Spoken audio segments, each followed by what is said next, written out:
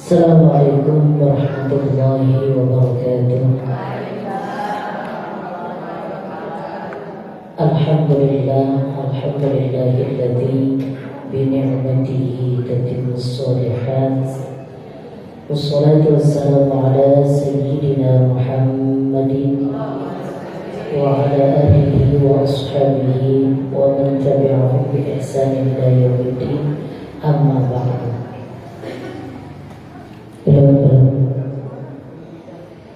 Sama kita hormati segenap jajaran pengurus Masjid Jami'ul Muttaqin.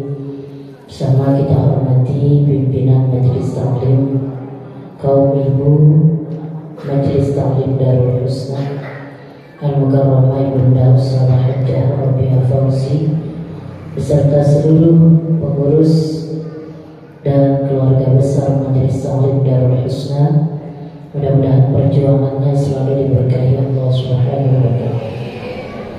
Dan para ustadzah, para pimpinan taklim yang datang dari berbagai tempat, serta jamaah, insyaallah semuanya diberkahi oleh Allah Subhanahu wa Ta'ala. Mohon izin saya lebih dahulu menyampaikan kajian di pagi hari ini. Langsung saja sampai di mana? Ya, adik-adik kita dari Institut Ilmu Al-Quran Jakarta yang sedang KKN, mudah-mudahan Allah berikan keberkahan ilmu. Halaman 40 yang bawah ya. Yang bawah kitabnya halaman 40 bagian yang bawah. Ya. Sudah ibu ketemu? Bismillahirrahmanirrahim. Qala al-imam al-muallif rahimahullahu ta'ala wa nafa'ana bihi wa bi barakati ulumihi wa ghafara lahu wa li masyaikhihi wa li masyaikhina. Faslun syurutul qudwati ahada asyara. Syarat-syarat sah bermakmum ada 11. Allah ya'lama butlana sholati imami. Hendaknya tidak meyakini butlana batalnya sholati imamihi, sholat imamnya, bihadatsin dengan sebab hadas, au ghairihi atau yang lainnya. Wa alla ya'taqida, dan hendaknya tidak meyakini wujuba qadha'iha alaihi, wajib mengqadha salatnya alaihi atas imam. Saya jelaskan dulu dikit-dikit. Wallahu a'lam. Baik para ustadzah dan jamaah, hari ini kita masukin kajian tentang syarat-syarat sahnya orang itu bermakmum. Jadi kalau diibaratin, kalau orang ikut harus ngikutin peraturan orang yang diikutin, gitu ya. Yang ikut siapa namanya? Nah, yang diikutin masa makmum imam. Jadi makmum karena dia pengikut harus ngikutin ya peraturan sebagai makmum. Berarti kudu ngikut imamnya di depan pimpinannya. Nah, untuk sahnya dia menjadi makmum, kitab kita bilang syaratnya ada 11. 11 ini harus ada ketika kita mengikut berjamaah, jadi makmum namanya, wajib terpenuhi 11 syaratnya. Kalau satu aja nggak ada, nggak sah. jamaahnya. Jadi 11. Mungkin ya ibu nanti ikut jamaah di mana. Ingetin ada 11 syaratnya. Yang pertama, hendaknya makmum itu enggak punya pikiran kalau imamnya yang diikutin itu batal. Jadi makmum enggak punya pikiran, enggak punya dugaan yang kuat kalau imamnya itu sholatnya batal. Kalau kita yang si makmum punya pikiran kalau imamnya ini sholatnya batal, maka enggak sah berjamaah.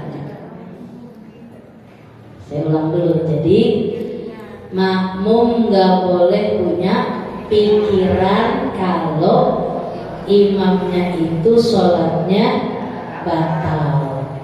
So kalau kita punya pikiran kalau imam sholatnya batal, berarti kita berjamaahnya nggak sah, batal.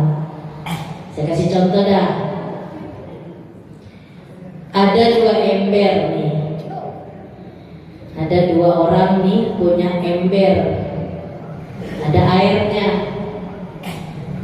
Embernya warnanya sama.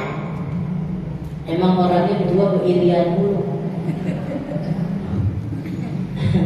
Nggak boleh ngelihat yang satu beli ember dia pengikut. Udah gitu embernya biru lagi, warnanya sama, gambarnya juga sama. Satu hari ini ember dua-duanya ada airnya diisinya, dia deketan tuh ember ditempelin. Ada bocah kencing. Nah, ada bocah kencing. Nah, si 2 orang ini mempertahankan pendapatnya. Ember dulu ya yang kena kencing, bukan ember gua. Kata yang pertama. Kata yang kedua, bukan ember saya, ember kamu yang kena kencing. Karena sulit membedakannya. Yang satu bertahan kalau embernya airnya suci, yang satu juga bertahan airnya juga suci dalam ember. Sementara bocah tuh tadi kencing di situ, tapi entah ember yang mana, gitu. Maka 2 orang ini, andai kata dia sholat, nggak boleh berjamaah, nggak boleh berjamaah. Karena kalau dia berjamaah, umpama nomor 1, nomor 2 ada tuh ember 1, ember 2. Kata yang nomor 1 jadi imam, nomor 2 jadi makmum. Kata dia begini, lah ember dia kalau tadinya kena kencing bocah.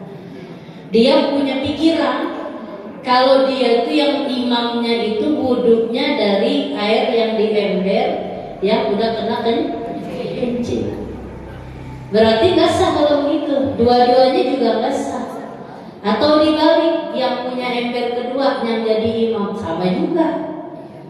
Kata yang pertama gini, jangan-jangan dia kali ini yang kena kencing tadi embernya. Ada dugaan pikiran begitu, maka dua-duanya berjamaahnya gak sah. Jadi bagaimana? Masing-masing aja sholatnya. Paham bu? Jadi sholatnya gak boleh di jamaah berdua. Jadi 2 orang itu sholatnya gak boleh berjamaah, gak boleh bermakmum. Karena dua-duanya punya pikiran kalau andai salah satunya jadi imam, berarti sholatnya gak sah. Karena tadi wudhunya barangkali kan karena dia lihat tadi tuh bocah kencing, tapi gak tahu nyipretnya kemana tuh bocah kencingnya gitu. Jadi ini yang disebut makmum gak boleh punya pikiran kalau imamnya itu sholatnya batal. Atau gini, saya kasih contoh lagi. Ibu masuk misalnya ke majelis taklim, mau diadain sholat berjamaah Isya. Ada yang dari maghrib udah datang di majelis itu. ada 2 orang. Kan nungguin sholat isya lumayan ya. Ada acara ngantuk-ngantuknya gitu kan kita ya. Nah, orang ketiga datang, begitu datang dengar suara kentut. Tapi nggak ngerti sumbernya dari yang mana. Gitu, karena dua-duanya lagi ngantuk begitu Bu. Terus dibilang sama yang masuk, lu kentut ya? Enggak, gua nggak berasa. Tuh dia kali itu. Gitu, dia kali itu kentut begitu. Kata dia, enggak, saya nggak berasa kentut. Jadi dia main salah-salahan. Intinya dua-duanya nggak merasa kentut. Tadi siapa yang kentut jadinya? Nah, karena dua-duanya merasa nggak pernah kentut di saat itu, tapi suara itu terdengar. Nah, andai kata dia berjamaah, dia jadi imam atau dia yang satu jadi makmum, ada dugaan kalau tadi imamnya udah kentut, udah batal, sah apa enggak? Enggak sah. Jadi gimana? Udah sholatnya masing-masing aja, masing-masing. Ya, jadi nggak boleh punya pikiran kalau salah satunya ada yang batal sholatnya.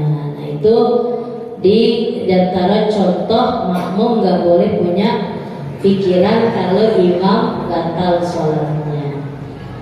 Saya kasih contoh lagi yang ketiga.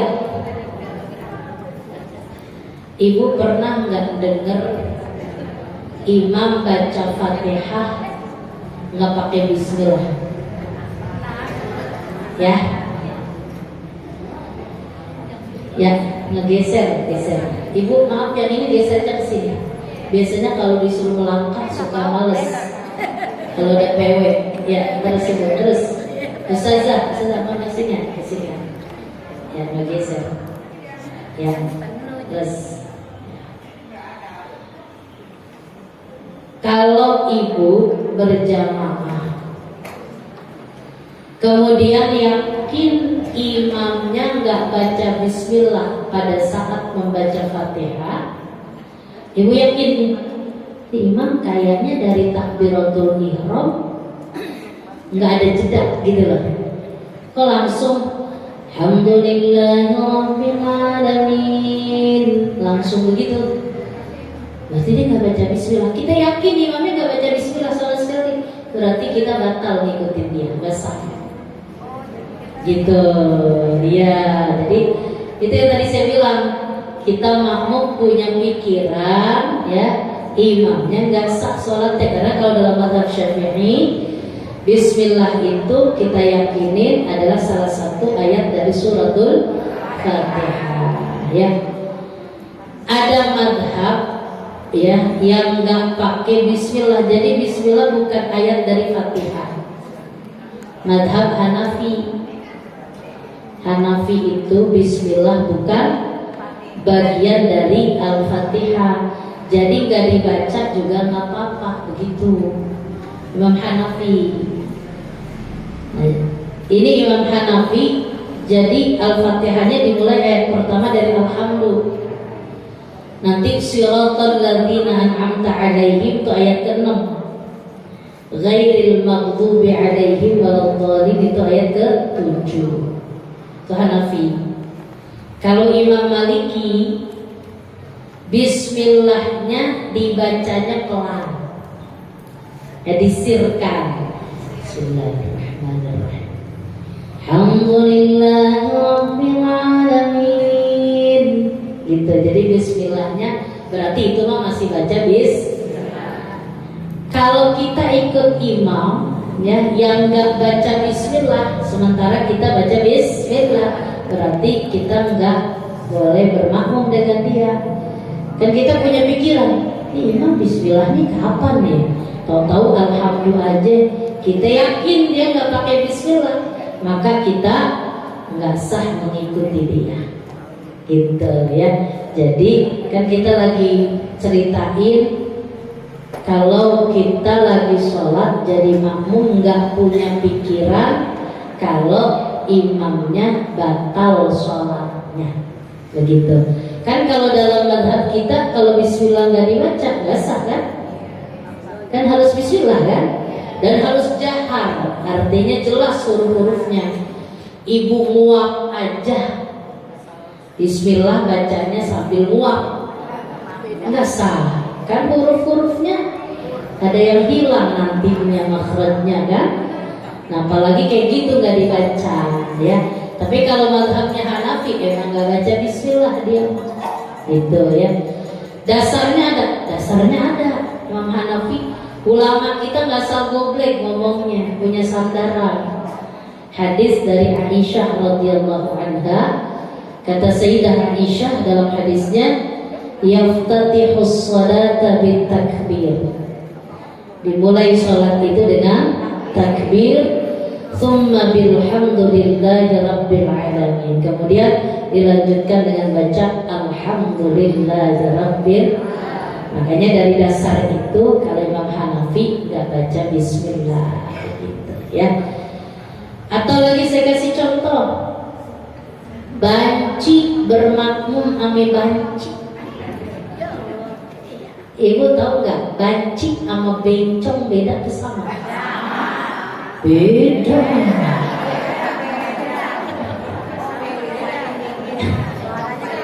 Banci sama bencong sama apa beda? Beda. Banci itu orang yang punya dua alat kelamin. Iya, itu bahasa serapan Bu, banci. Jadi orang yang punya dua alat kelamin. Kalau bencong alat kelaminnya cuma satu, laki-laki. Ya kan benar? Yang ada suka di perempatan itu namanya bencong apa banci? Bencong. Kalau dia mah laki aslinya, ya aslinya laki ya. Jadi cuman dia dandanin gayanya kayak perempuan, itu bencong. Kalau orang kita bahasa Indonesianya waria gitu ya. Nah kalau banci itu khunsa, nah itu yang punya dua alat kelamin. Emang ada? Iya emang ada. Jadi kalau sesama dia berjamaah nggak sah. Begitu banci sama banci ya. Kata yang makmumnya gini, kan dia banci, nggak boleh tuh dia, jadi dia punya dugaan kuat ini banci nih. Dia yang belakang juga banci juga. Dia berarti gak sah, dia bermakmum gitu. Jadi yang pertama, makmum sah sholatnya kalau dia gak punya pikiran imamnya batal sholatnya. Berarti sebaliknya, kalau kita berjamaah, status kita jadi makmum. Kalau punya pikiran imamnya di depan kita batal nih sholatnya, berarti kita nggak sah ikutin dia. Iya, jadi kita nggak boleh berjamaah sama dia. Kayak tadi tuh, ibu punya pikiran imamnya kentut, karena ibu tadi denger gitu mungkin ya. Berarti ibu ngikutin dia nggak sah, karena udah ada pikiran kalau dia batal sholatnya. Paham tuh ya Bu? Satu ya. Jadi itu satu syarat sahnya jadi makmum. Yang kedua, makmum tidak punya pikiran, dugaan. Di situ bahasanya i'tiqad. Saya jelasin dulu i'tiqad. Pengertian i'tiqad menurut ulama tauhid dan i'tiqad menurut ulama fikih beda. Kalau i'tiqad itu masalah keyakinan ya. Menurut ulama tauhid, ulama usuluddin, itu artinya konsep keyakinan yang sesuai dengan bukti, tidak boleh kira-kira. Itu namanya i'tiqad, keyakinan. Karena tadi di kitab kita bilangnya wa alla ya'taqida, tidak boleh punya Ini keyakinan versi mana nih? Ulama tauhid apa ulama fikih? Kalau ulama tauhid itu yang disebut i'tiqad itu konsep keyakinan yang sesuai bukti. Saya beriman kepada Allah. Ya emang kita beriman nama Allah. Ada orang bilang beriman kepada Allah tapi nyembahnya Yesus. Berarti belum yakin gak sesuai sama buktinya. Kalau kita bilang kita beriman kepada Allah, kita hanya menghamba kepada Allah, tidak menghamba kepada selain Allah. Kita sujud, kita ruku, yang kita imani hanya Allah. Itu namanya i'tiqad, maknanya menurut ulama tauhid. Jadi kalau i'tiqad menurut ulama tauhid itu 100%. Enggak boleh kira-kira.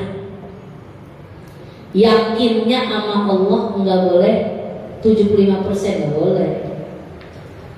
Saya yakin sih sama Allah, cuman begitu cumannya ngapain? Ya cumannya saya doa mulu tapi enggak diijabah. Keyakinan tuh enggak boleh begitu, tuh namanya belum ya.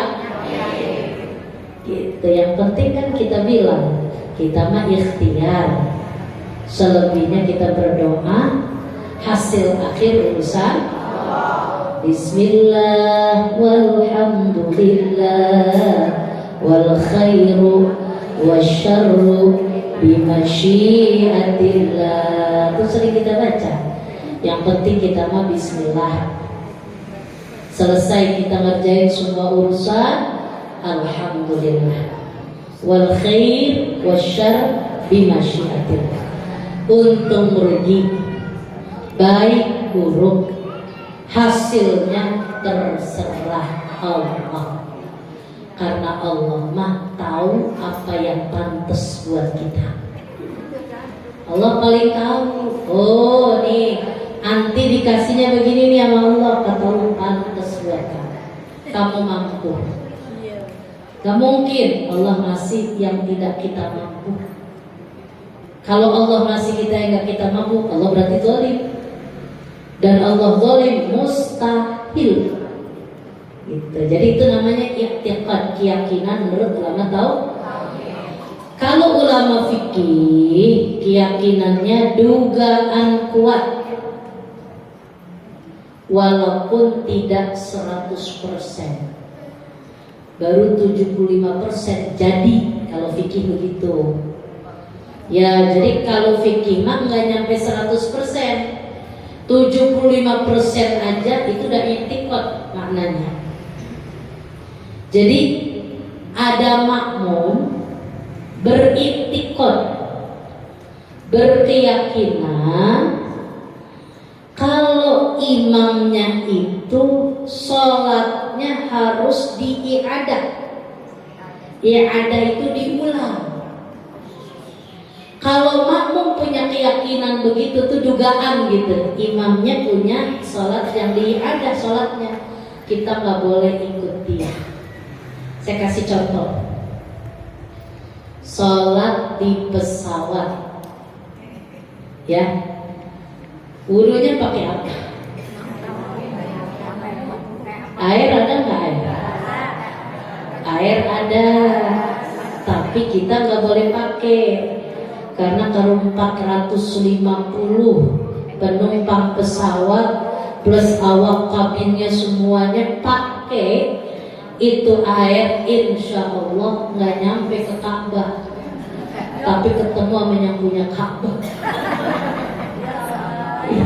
Ya tenggelam pesawatnya, kan gitu.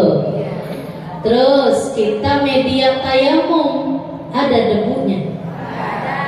Nggak ada kan? Ini yang disebut dalam fikih faqidut tahuraini, ketiadaan dua alat bersuci.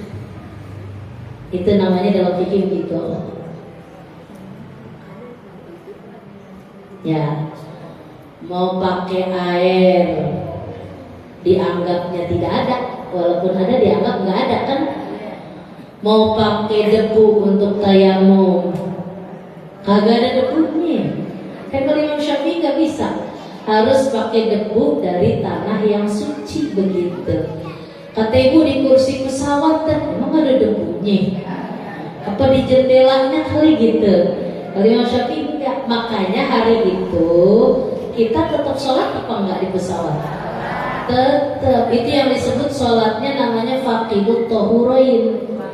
Ketiadaan dua alat bersuci, tapi kita tetap sholatnya menghormati waktu.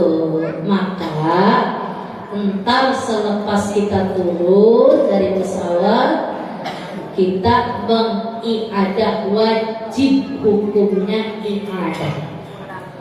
Iadah itu wajib mulang sholat.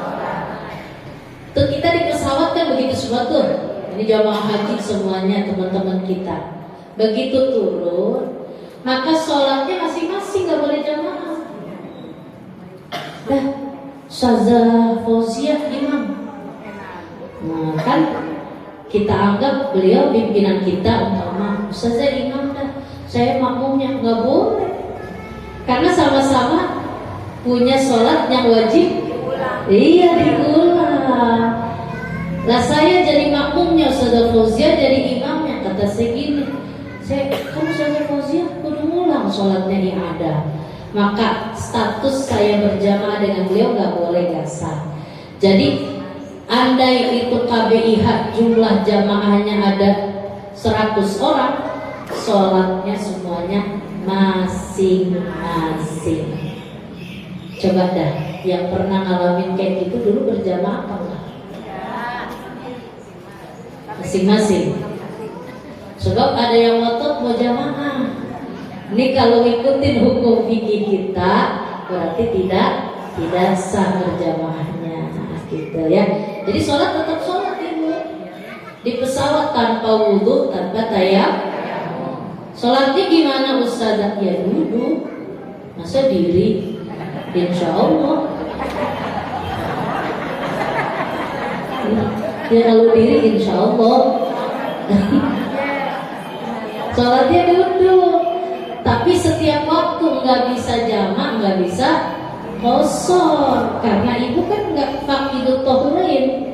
Iya, nggak pakai bersuci, nggak pakai air atau nggak pakai debu gitu. Jadi sholatnya asal masuk waktu. Umpama ibu di pesawat waktu zuhur sama asar, berarti zuhur sama zuhur, asar sama asar gitu ya. Paham ya Bu? Tuh, jadi makmum nggak punya pikiran kalau sholat imamnya wajib iadah. Kalau wajib iadah nggak sah kita berjamaahnya. Nah, saya kasih contoh lagi. Ada di satu kampung yang kalau habis sholat Jumat, sholat zuhur. Pernah nggak? Pernah tahu? Oh, berarti jalan-jalannya udah jauh kok belum ya begini? Padahal di Bogor banyak Bu. Di Bogor tuh banyak yang ngelakuin kayak gitu. Jadi habis sholat zuhur, habis sholat Jumat, sholat zuhur. Kenapa di masjid itu ngerjain kayak gitu Ustazah? Karena dia punya keyakinan mungkin jamaahnya yang orang asli situ kurang dari 40. Kan kalau Imam Syafi'i nggak menjadi bareng-bareng. Karena ntar ibu belajar tentang persyaratan syarat sahnya sholat Jumat, orangnya harus orang yang mustautin, orang asli situ, bukan orang mukim. Jadi kalau mukim itu gini, misalnya ada orang Jawa ngontrak di sini, itu namanya dia bukan orang sini kan, dianggapnya itu orang pendatang. Nah kalau kata Mu'allim Syafi'i Hadzami Allah yarham, biar kata 50 tahun kita mondok di pesantren, kita tetap aja bukan dikata orang asli situ, kita dibilangnya orang pendatang, bukan orang asli. Nah masjid itu dia pakai banget tuh ilmu. Jadi 40 itu kan syarat sahnya sholat Jumat jumlahnya harus 40. 40 itu harus orang asli situ. hati orang asli kadang-kadang susah. Mungkin ada orang yang lagi dalam perjalanan musafir gitu kan, bukan orang situ, dia ngikut sholat di situ, berarti hitungannya belum 40. Nah, menjaga takut nggak sah, makanya ada masjid yang habis sholat Jumat langsung sholat zuhur gitu. Atau antar masjid keberadaannya berdekatan, makanya kan disuruhnya masjid mah jauh-jauhan. Ini misalnya ada Al-Mutakin, ada lagi misalnya di mana? Pasar Minggu sono. Gitu. Jadi sebenarnya harusnya begitu, masjid itu jangan berdekatan. Salah satu alasannya makanya kenapa Jumat itu setelah itu i'adah dengan sholat zuhur, karena masjidnya terlalu berdekatan juga gitu. Nah, ada masjid yang habis sholat Jumat sholat zuhur, maka seluruh imamnya kan punya keyakinan begitu tuh, makmum yang jadi makmum harus ikut i'adah sholatnya. Jadi habis zuhur langsung, habis Jumat langsung zuhur. Ada orang nggak ngerti dari Jakarta, ini aliran baru kali ya, lu nggak ngerti kok. Lu belum ngaji berarti bab itu, ikutin aja, berarti kita termasuk yang wajib i'adah. Ntar zuhurnya gimana Ustazah? I'adah ya i'adah lagi, ulang lagi, wajib hukumnya. Terus kita jamaah? Ya enggak, kan tadi kita udah punya keyakinan kalau imamnya emang wajib i'adah karena memang tidak memenuhi syarat tadi gitu ya. Ya takut kalau ibu ntar ketemu di mana-mana masjid yang modelnya begitu. Tapi kalau saya tanya belum ada yang nemuin ya. Ya. Hah? Kenapa? Oh, orang asli sini ya. Kali-kali lagi jalan-jalan ke Bogor nanti ya, ngalamin ya. Jadi, ada jamaah cowok nanya, Ustazah, saya pernah ngalamin begitu tuh. Ya terus gimana? Ya saya mah habis Jumatan, saya pikir udah Jumat, ngapain saya sholat zuhur, saya pulang aja. Berarti sekarang kodokin sholat bang. Begitu. Andai dia baru tahu gitu ilmunya, nah dulu berapa kali kamu kayak gitu? Ya banyak juga sih Ustazah. Ya udah, kodokin sholatnya. Gitu, karena habis zuhur di situ wajib Jumat wajib zuhur. Gitu. Itu namanya makmum harus punya keyakinan, tidak boleh punya keyakinan kalau imamnya wajib mengulang sholatnya. Jadi kalau orang yang kayak gitu tuh, atau saya kasih contoh begini lagi,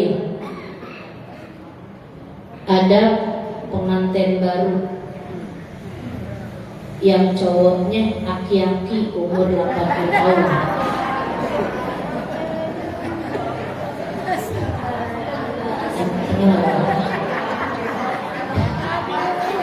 Hah? Duren. Kayak ini 80 tahun tuh aki-aki. Bulan madunya ke puncak. Puncak kan dingin ya. Apalagi tuh aki-aki.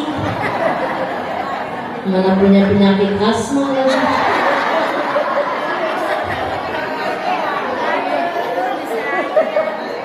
Kan dia kena dingin tuh, nggak sanggup dia mau sholat subuh, nggak sanggup mau sholat subuh, ya. Gimana tuh Ustazah? Tayamum. Jadi dia boleh tayamumnya karena dingin. Padahal orang puncak sendiri nggak ada yang tayamum.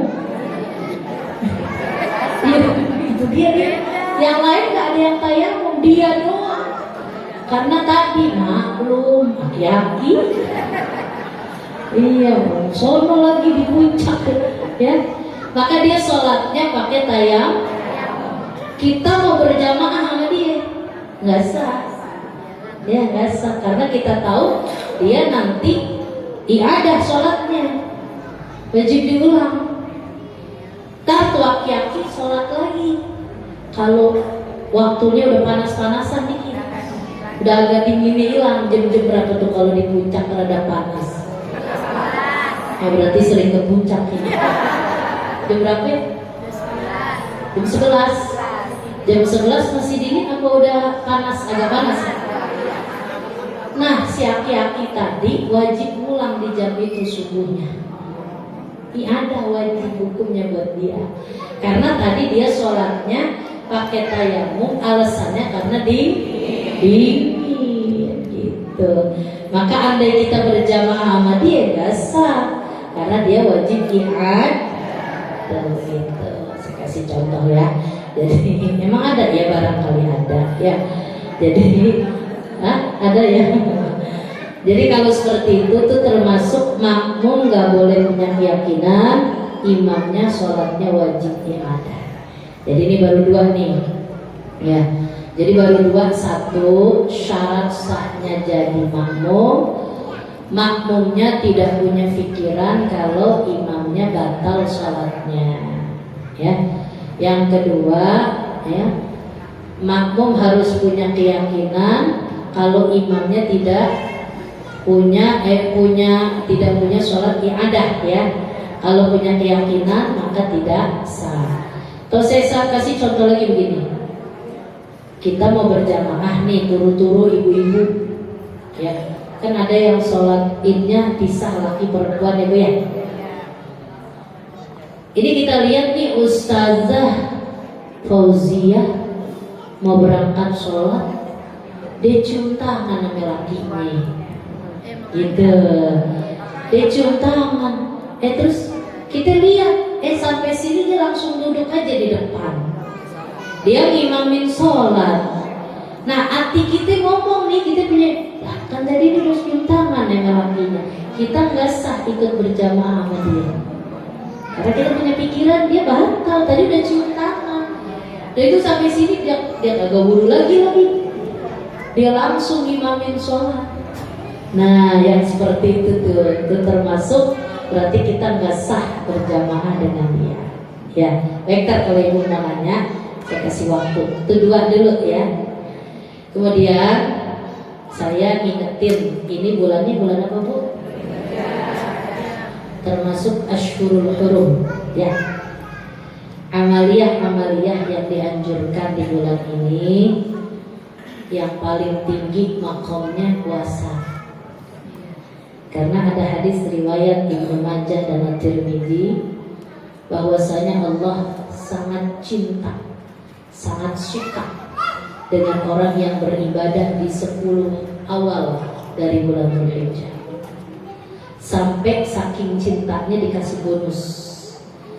Orang yang puasa di setiap harinya di bulan Dzulhijjah 10 hari awal, satu hari dia puasa, kata Nabi 1 tahun pahalanya.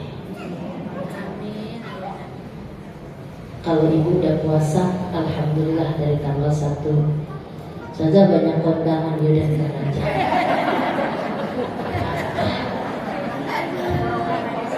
Iya, tenggorokan sakit, perut mules ya.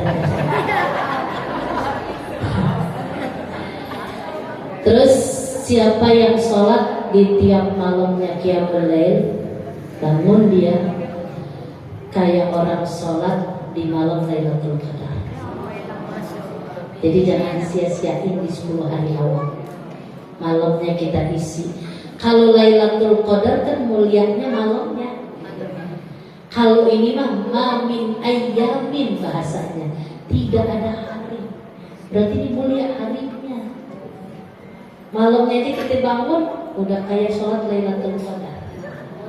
Jadi satu harinya ini selama 24 jam mulia kalau yang mau memuliakannya. Ini termasuk Ashhurul Hurum. Sampai tanggal berapa kita puasanya Ustazah? Sampai tanggal 10. Tapi tanggal 10 puasa-puasaan. Kan saya ceritain itu ya. Iya. Ibu kaget, 10 aliran baru nih ya. Kaget saya katanya. Ini aliran baru saja Khadijah ya.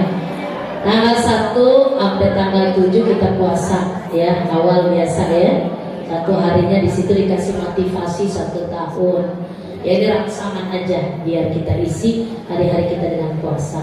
Perbanyak sholat sunnah, perbanyak pikir-pikir yang pasti. Ibu udah banyak lah pikirannya mah. Kalau dulu kita dikasih la ilaha illallah adada layali wa duhur, banyakin baca kalimat la ilaha. Ibu punya rotin baca, ada tahlilnya kan di rotin. Orang awam kayak kita paling dikit baca tahlil itu 300 sehari, paling dikit. Orang awam kelas kita nih, kelas kita. Soalnya ada kelas yang 12.000 seharinya.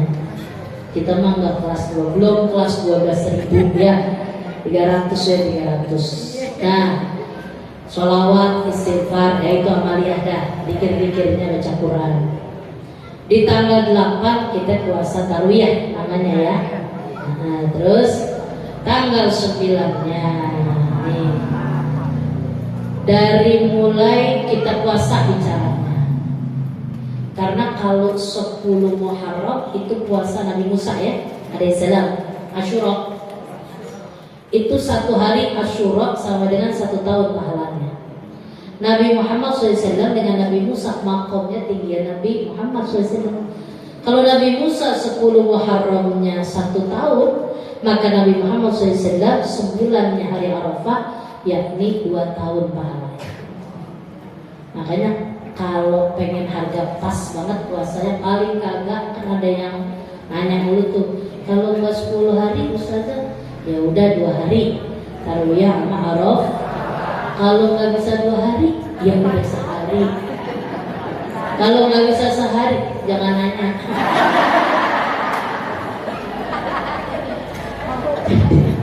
Tanggal 9 puasanya di hari Arafah itu pahalanya.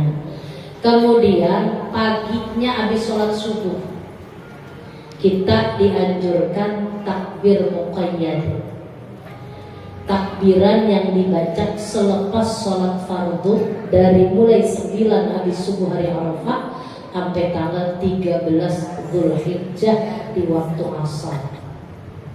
Itu takbir muqayyad. Jadi ibu setiap habis sholat fardu takbiran dewek.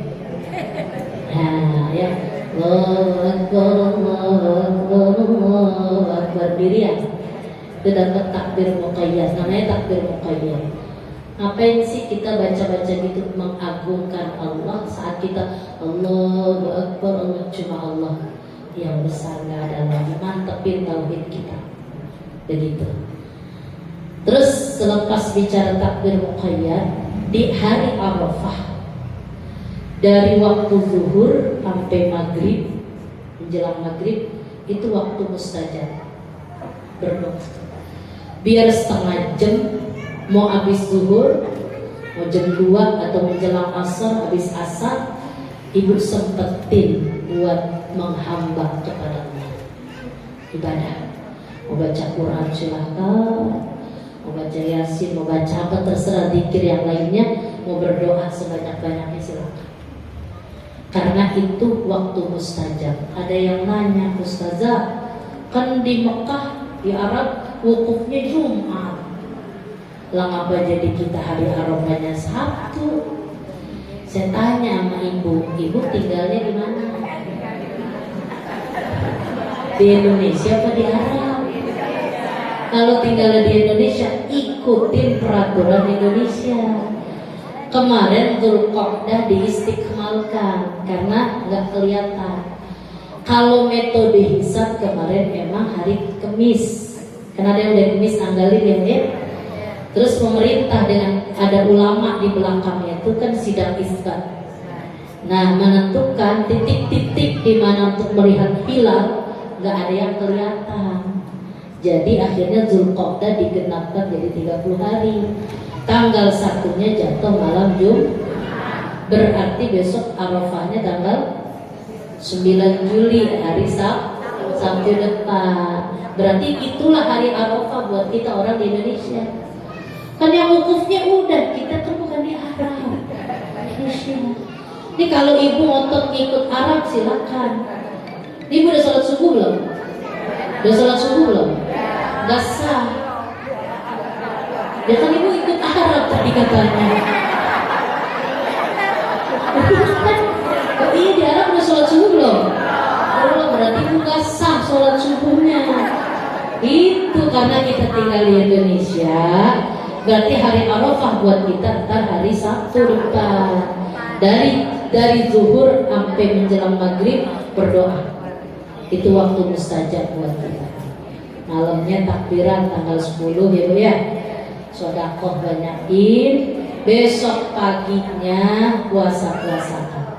Inilah istimewanya Dzulhijjah. Tanggal 10 tadi bisa bilang puasa.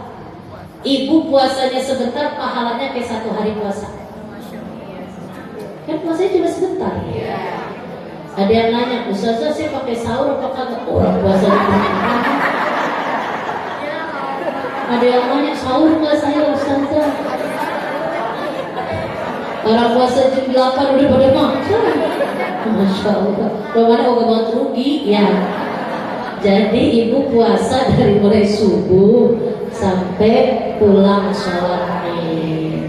Nabi mah ngajarin afdolnya yang pertama dimakan daging kambing, daging hewan kurban. Jadi langsung Nabi nyembelih. Nah, belum dibagi. Ya tungguin dah. Ini maghrib pingsan ibu ya. Itulah karena daging biar yang masuk pertama di perut kosong itu daging hewan kurban gitu. Karena daging hewan kurban kan berkah. Ya begitu ya Bu ya. Jadi fasholli li rabbika wanhar, amaliyah di pagi itu yang bagus. Salat Idul Adha langsung berkurban ya. Yang niat berkurban mudah-mudahan sudah siap-siap. Sejak kemarin malam Jumat udah gak gunting kuku, udah gak motong-motong rambut ya, sampai nanti hewan kurbannya disembelih ya. Berarti seluruh bagian-bagian tubuh kita yang gak boleh digunting jadi saksi ya. Bahwa kita mengalirkan darah tujuannya taqarruban ilallah, buat mendekat diri kepada Allah Subhanahu. Baik, sampai di sini ada pertanyaan. Allah silakan ya, Bang.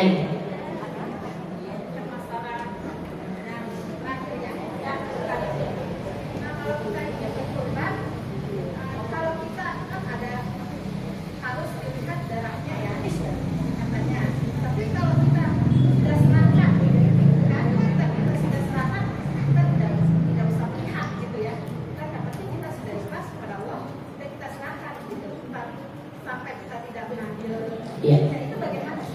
Bukan harus sayang, hukumnya sunnah.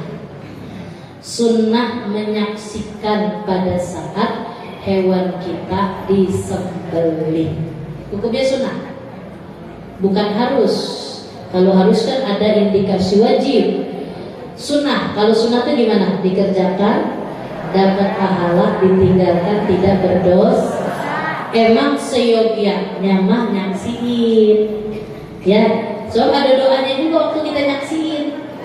Di kitab kita ada di bab akhir kalau nggak salah 875 kan.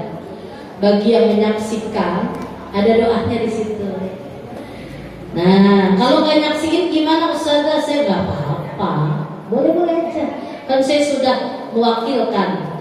Nah, boleh. Paling nggak ada anak kita di situ, ada saudara kita, nggak apa-apa ya. Terus kalau dibagi gimana Ustazah? Diambil apa kagak? Korban sunnah distribusinya kalau mau disedekahin semua boleh, paling enggak minta artinya buat kita makan.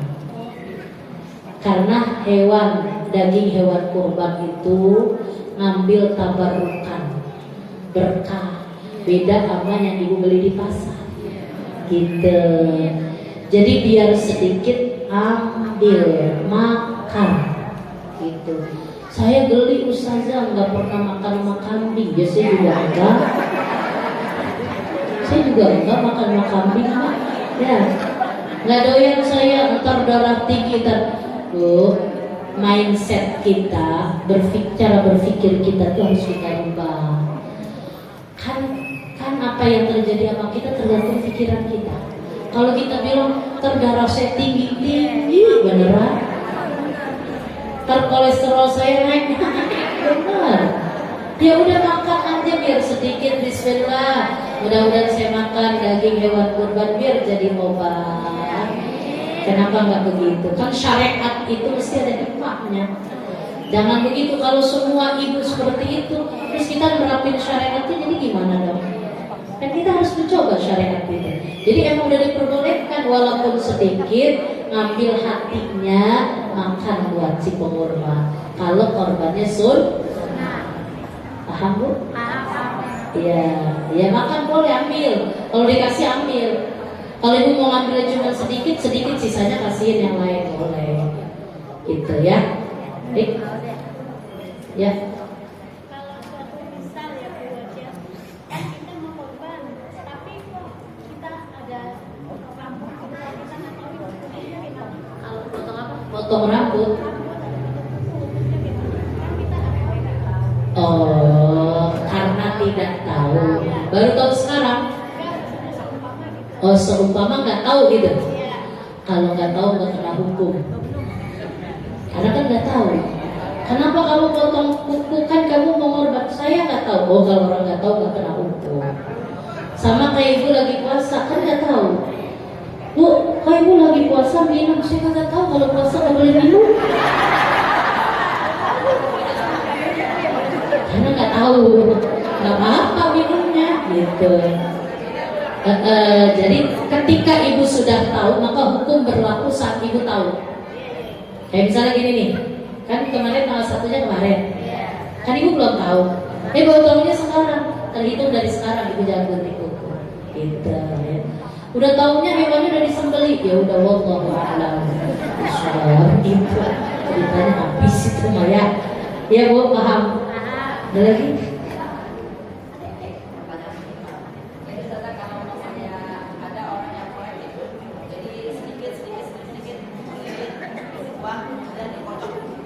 Ya, korban. Ya. Namanya patungan rame-rame. Ya. Gimana tuh Ustazah? Atas namanya harus tetap. Jadi gini, ada dalam bab fikih al-ishtiraku fil udhiyah. Satu. Yang kedua al-ishtiraku fi thawabil udhiyah. Ini dalam bab fikih. Yang pertama bersekutu dalam urusan kurban. Kalau bersekutu berserikat bersama-sama barengan rame-rame patungan untuk urusan kurban, maka kategorinya kambing hanya untuk satu orang. Gitu. Sapi afdolnya buat satu orang. Tapi boleh buat bertujuh. Jadi itu hitungannya. Jadi kalau berserikat bersama-sama untuk urusan korban ada kriterianya. Jadi kambing nggak bisa ditaikin semajelis segini. Majelis taklim Darul Husna ini hewan kurbannya kambingnya nih. Kata Pak Ustadz, ini buat siapa? Buat majelis taklim ibu-ibu majelis taklim.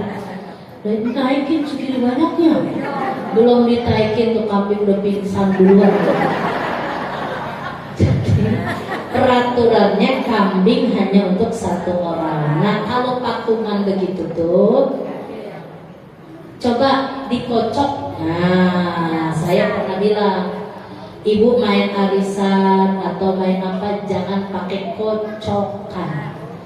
Karena media ngocok itu adalah mirip kayak caranya orang main judi. Tuh yang pada main arisan. Ada yang ngomong begini, kok ngocoknya yang rada pulenan dikit. Cek begini ya, bener ya? Jangan, nggak boleh. Saya ngajinya itu nggak boleh, karena mirip judi kan. Jadi sekarang gimana? Nama-namanya taruh aja tuh di wadah. Nggak dimangkok, comot. Itu aja. Ada namanya nih, misal saja Maisarah, ya berarti ntar kambing itu atas nama beliau 1 ekor. Ada yang kedua al-ishtiraku fi thawabil udhiyah, bersekutu dalam pahala korban. Nah yang tadi pada patungan dapat pahalanya gitu ya. Pahalanya berapa Ustaz? Lah urusan Allah, bukan urusan saya. Bikinnya bilang dapat, bahkan dia lihat sodako semua kan, sodako dapat pahalanya gitu. Jadi atas namain 1 orang. Kayak di sekolah-sekolah tuh, saya bilang namain deh kepala sekolahnya dulu, sok gurunya, wali kelasnya gitu. Jadi berputar tiap tahunnya. Latihan kurban, ada edukasi buat anak-anak kita biar mereka nanti kedepannya paham tentang kurban gitu ya. Ibu pojok belakang mak apa?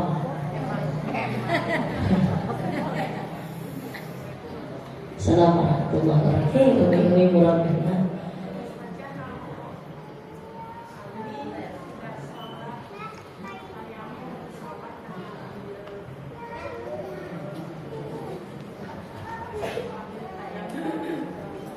Ya.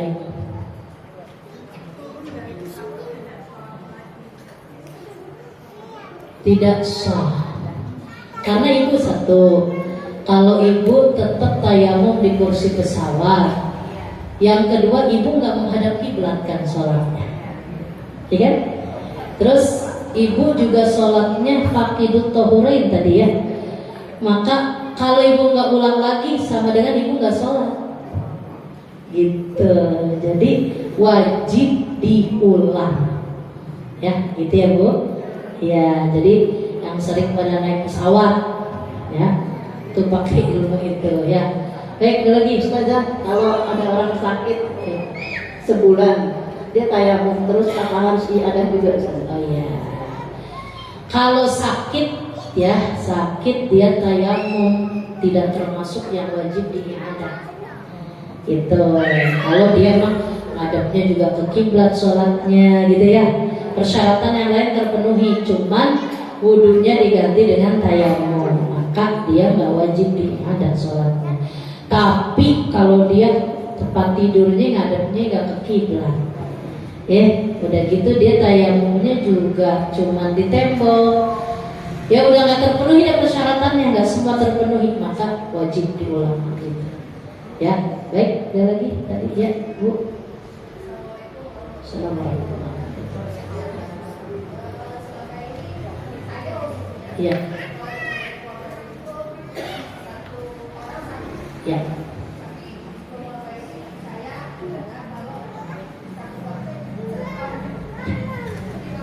Ya. Sunnah kifai bahasanya, atau kifayah. Satu keluarga paling minimal 1 ekor. Tapi tetap tadi saya bilang di atas namakan 1 orang. Ya saya paham, Ibu dengar di YouTube. Ya, ngajinya masih YouTube. Ya, saya paham gitu. Makanya tadi saya bilang ada bab namanya al-ishtiraku fil udhiyah. Berserikat dalam urusan kurban udah ada aturannya. 1 ekor unta buat seorang, 1 ekor sapi kerbau untuk 1 orang, gitu. Terus kambing kibas, kambing Jawa, baru unta untuk ber7, sapi untuk kerbau untuk ber7, itu aturannya. Kita ikutin itu. Tapi urusan pahala yang kedua, berserikat urusan sekeluarga. Kalau babanya yang korban, semua dapat pahala gitu. Tetap atas namain 1 orang. Karena Nabi yang ngomong kan, "Aqimu dhahayakum." Perbesar, gedein korban kamu karena besok korban kita bakal jadi kendaraan kita. Halo? Ntar kita lewat jembatan Sirat 3000 tahun perjalanan. Coba deh Ibu bayangin naik kambing rame-rame. Itu 3000 tahun jalannya turun, nanjak, lurus gitu. Ditaikin segini banyaknya. Ya tuh kambing bengek dan urusannya. Jadi emang kadarnya 1 kambing 1 orang. gitu. Ya, jadi dirubah lagi caranya. Dan putar aja sekarang ayahnya, bapaknya tahun ini, tahun depan ibunya atas nama ibunya, tahun depan atas nama anaknya, begitu tiap tahun gitu ya. Iya baik ya. Satu lagi dah ya. Di sini saya kabur.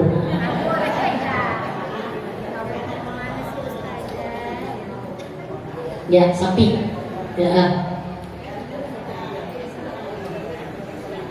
Ya.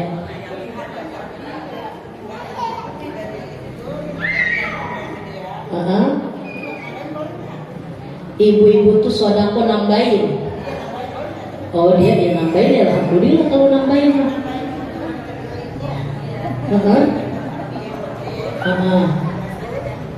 Iya. Sedekah dari ibu-ibu. Dia untuk kurban gitu. Iya, enggak, artinya dia nambahin emang untuk beli sapi gitu. Ya nggak apa-apa. Dia dapat pahala, ya dapat pahala sedekahnya.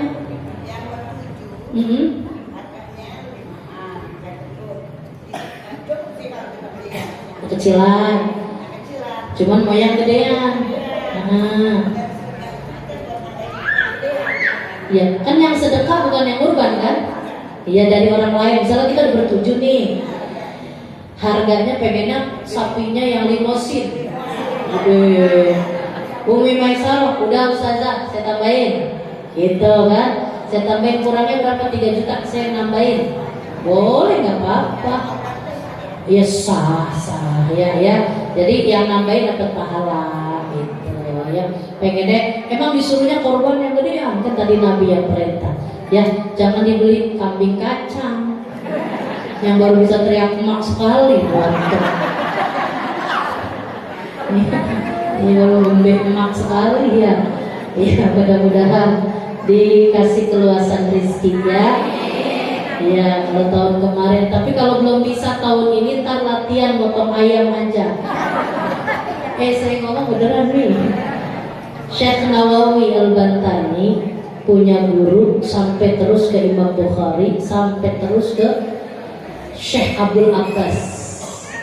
Saya lupa nama kitabnya tuh, beliau ajarkan untuk latihan. Belum bisa ngorban yang sesuai syariat, ayam dulu.